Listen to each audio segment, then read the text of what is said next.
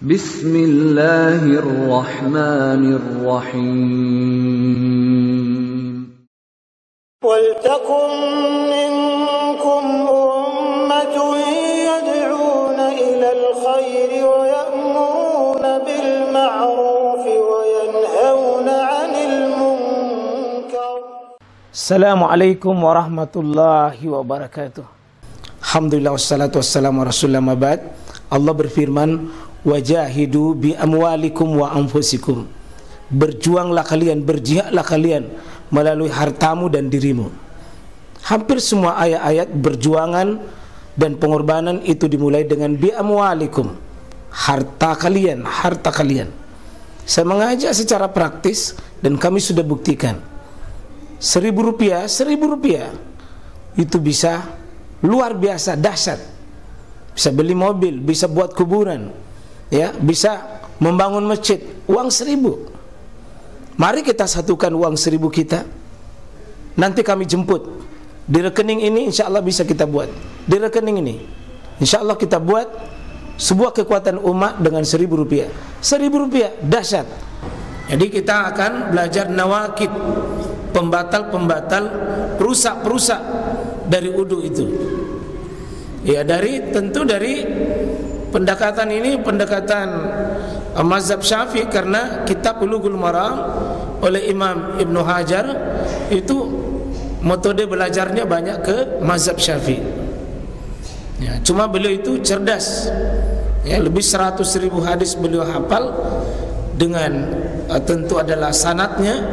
Beliau kecerdasan luar biasa beliau. Karena sering beliau juga ya menyeberangi mazhab gurunya sendiri, ya, Imam Ibnu Hajar Al-Asqalani. Mengambil hadis ini antara lain Wan Aisyah radhiyallahu anha. Ini dari Aisyah bahwa Nabi SAW bersabda, qol annan nabiyya sallallahu alaihi wasallam. Aisyah sendiri yang riwayatkan ini. Aisyah yang riwayatkan. Jadi kita baca hadis dari kalangan perempuan, Pak, inilah Aisyah, gurunya pada ilmu hadis. Ya, 2.210 hadis. Itu di umur 9 tahun sudah di luar kepala beliau. Umur 9 tahun. Ya, Ummul Mukminin yang paling ya menjadi jurus utama di dalam periwayatan hadis. Dan inilah beliau menjadi guru-guru para sahabiah dan sahabat sendiri. Dan seperti guru tabi'in itu banyak. Seperti mazhab yang paling pernah hebat di dunia itu adalah mazhab ya Hasan Al-Basri. Ya, karena Hasan Al-Basri cuma tidak banyak muridnya yang melanjutkan dan tidak didukung oleh kekuasaan di belakangnya sampai tenggelam mazhab ini. Pak, beliau adalah sosok paling banyak yang ikut belajar di waktu itu. Aisyah meriwayatkan ini. Beliau mengatakan qabbala ba'da nisa'ihi. Ya, Nabi itu biasa beliau mencium sebagian nisa'i, perempuan-perempuannya, maksud istri beliau. Nah, dan bisa jadi apa yang dimaksud di sini Aisyah sendiri. Cuma halus itu memperhalus bahasanya Aisyah. Ya, ini informasi bahwa Aisyah yang kalimatkan ini. Aisyah yang buat kalimat tentang peristiwa yang dialami oleh Nabi, bahwa Nabi itu qabbala ba'da nisaihi. Nabi itu mencium istri beliau sebagian, dan sebagiannya di sini banyak perawi yang mengatakan Aisyah itu sendiri dicium oleh Nabi SAW baru beliau, tapi tidak mengatakan anak, tidak. Itu cara beliau membuat bahasa begitu halus.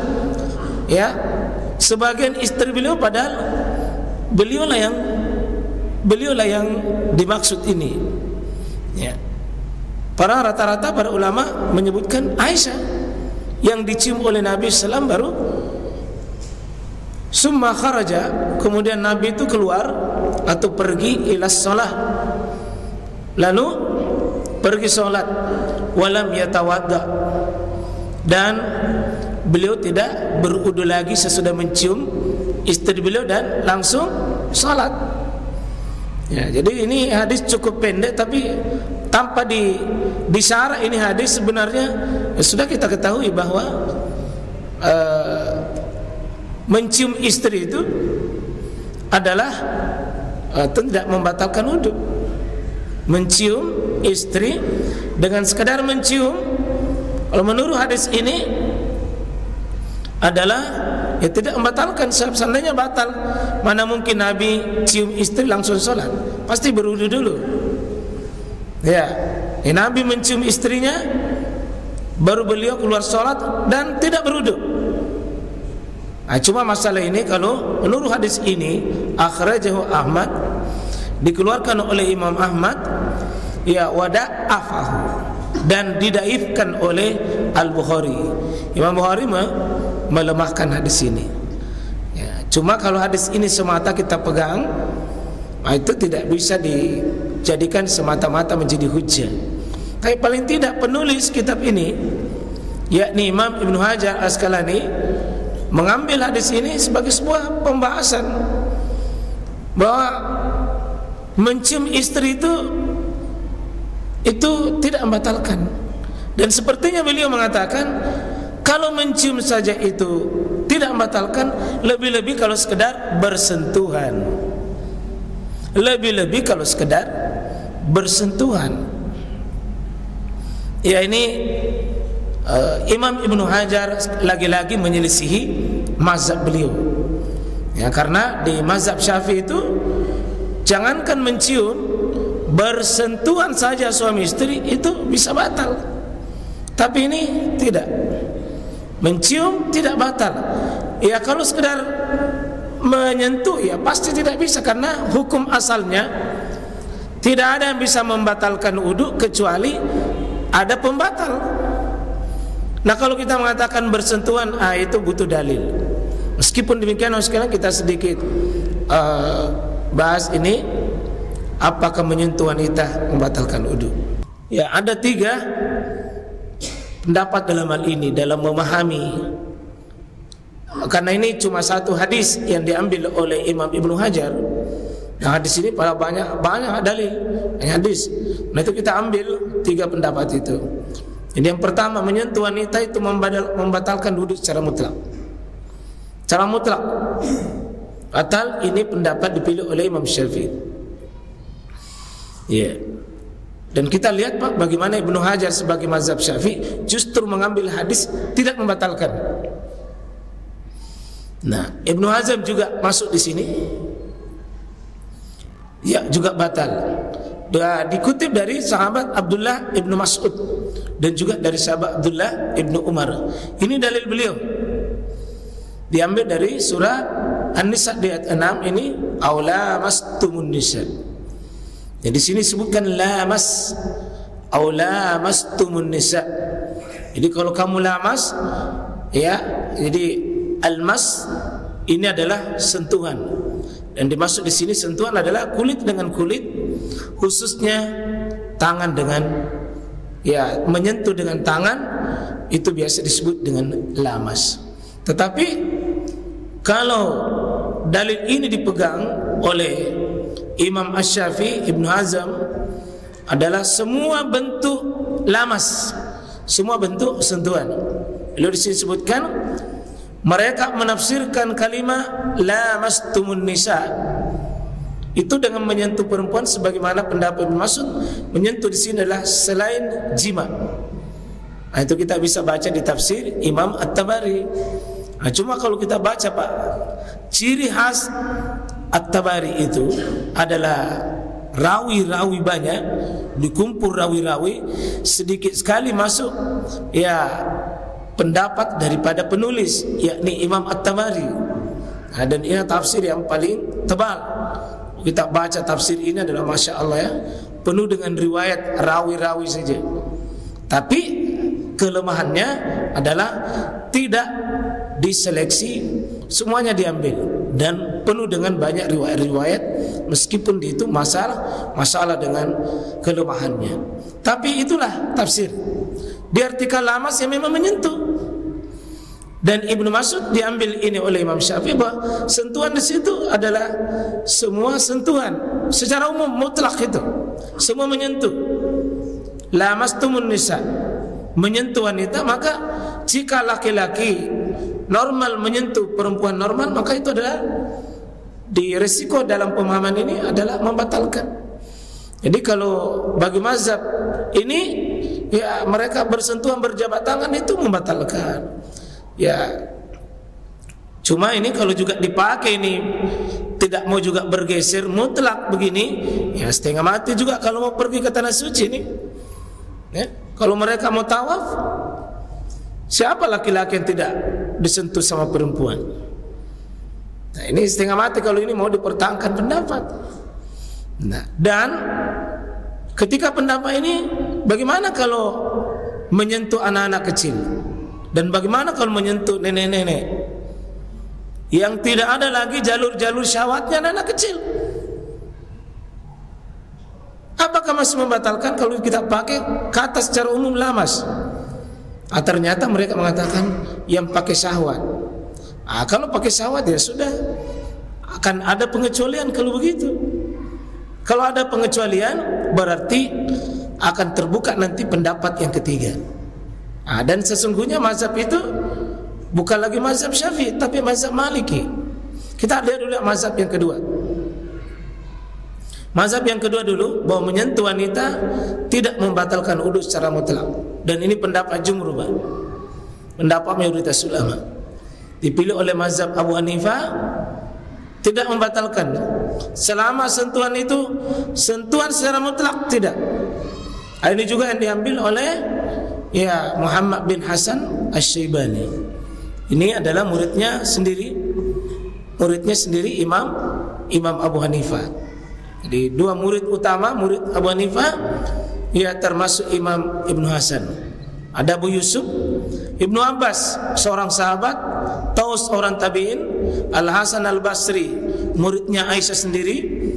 Imam Atha adalah imam besar di kalangan tabi'in besar di Mekah, dan Syekhul Islam Ibnu Taimiyah. Itu hampir jumhur ulama tidak mengatakan batalkan. Jadi tidak batal wudu dengan dalil ini. Sama dalilnya, Pak. Menggunakan juga dalil yang dipakai tadi oleh Imam Syafi'i dengan Imam Ibnu Hazm. Memakai juga. Tapi beliau mengatakan lamas di sini, lamas tumun nisa adalah bukan sentuhan biasa, tapi jima. Jadi lamas ini adalah sentuhan tapi berhubungan badan, bukan makna lain.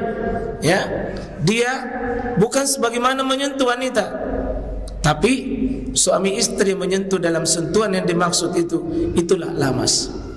Ya, dan ini makna yang lebih kokoh, lebih kuat dalam hal ini, karena kaidahnya, Pak, tidak boleh orang berpegang pada kaidah bahasa jika sudah ada dalil yang memalingkan. Dalam menafsirkan Quran tidak boleh langsung bahasa. Bahasa itu urutan kelima. Ini urutan kelima, harus dulu dia ayat dengan ayat, ayat dengan hadis. Bagaimana sahabat tafsiru sahabat? Ya, harus. Dan urutan yang kelima itu adalah urutan al-lughah. Dan rupanya ini lamas dalam sisi mutlak sentuhan. Maka kita lihat ini hadis, kita lihat hadis-hadis yang membatalkan pendapat itu, mengatakan bahwa kita lihat sebenarnya saya dulu. Aisyah sendiri yang berkata begini, faqattu Rasulullah SAW, Nabi pernah cari-cari saya, raba-raba saya itu, lailatan, itu satu malam, minal firasi, dari tempat tidur itu, ya, dan di situ mengatakan, ya, faltamastuhu, kemudian dia menyentuh, ya, maka menyentuh, fawaqa'at yadi ala batni kadamaihi wa huwa fil masjid. Ya, maka dia meletakkan itu tangannya di atas perut kakiku, di atas punggung kakiku. Ya, wa huwa fil masjid, pada saat dia dalam keadaan sujud. Jadi Nabi sallallahu alaihi wasallam ini suatu malam aku kehilangan. Jadi dia Nabi itu cari-cari, lalu begitu dia cari, ya, dia raba-raba, ternyata dia pergi dari tempat tidurnya, dan ketika itu aku menyentuhnya. Jadi Nabi menyentuh kakinya dan Nabi pun, ya Aisyah pun menyentuhnya. Lalu aku menyingkirkan tanganku dari telapak kakinya, ya, bagian dalam. Sedangkan ketika itu beliau sedang sholat di masjid. Berarti intinya ketika Nabi SAW itu sedang dalam keadaan menyentuh Aisyah, karena ketika dia sujud, setiap dia sujud ada kakinya di situ, ada kakinya di situ Aisyah. Nah, seperti ini juga dijelaskan di hadis ini. Kuntu anamu baina yaday Rasulullah SAW. Saya dulu tertidur antara Nabi SAW ketika warijla fi kiblatihi. Kakiku itu di sebelah tempat sujudnya Nabi, itu di sebelah kiblatnya, sebelah kita di sini sebelah baratnya. Itu ada Aisyah di situ. Ya. Di selain tadi peristiwa itu bisa jadi peristiwa itu tonjan dimaksud, bisa juga itu yang berulang karena rumahnya Nabi itu sangat sempit, di situ tidur, di situ juga sholat, di situ tidur, di situ sholat. Aisyah tidur dan Nabi sholat. Apa yang terjadi? Faiza sajada. Kalau Nabi itu mau sujud, ya gamazani, dia itu singkirkan kakiku itu, ya, faqabattu rijlaya, dia dia pegang itu saya punya kaki, karena mau nakasi bengkok itu supaya saya ada tempatku sujud di situ, ada tempatnya Nabi sujud. Jadi nageser saya punya kaki itu. Faiza qama, kalau Nabi itu sudah berdiri, itu basattuhuma, nakasi lurus kembali kakiku itu. Itu betisku nak kasih lurus kembali. Kalau tadi dia mau sujud, nak kasih, ya bagaimana dikasih disingkirkan. Ya kalau dia mau sujud, tapi kalau berdiri nih nak kasih lurus kembali itu betisku. Qalat, Aisyah mengatakan, wal buyut, dan rumah yaumaizin pada saat itu laisa fiha masabih, itu belum ada penerangan, belum ada lampu waktu itu. Jadi Nabi menyentuh dalam 3 hadis ini, Nabi menyentuh istrinya. Nah kalau istri itu pasti juga perempuan. Yang namanya perempuan itu adalah, apalagi sesuatu yang dicintai, itu pasti bisa menimbulkan, kalau itu menimbulkan. Tapi Nabi tidak. Nabi tidak. Ada lagi asumsi-asumsi, kan Nabi itu Nabi bisa menahan syahwatnya, tidak ada kata-kata begitu, Pak. Tidak ada jaminan bahwa Nabi bisa memberi. Dan itu menunjukkan sentuhan biasa tidak menjadi masalah.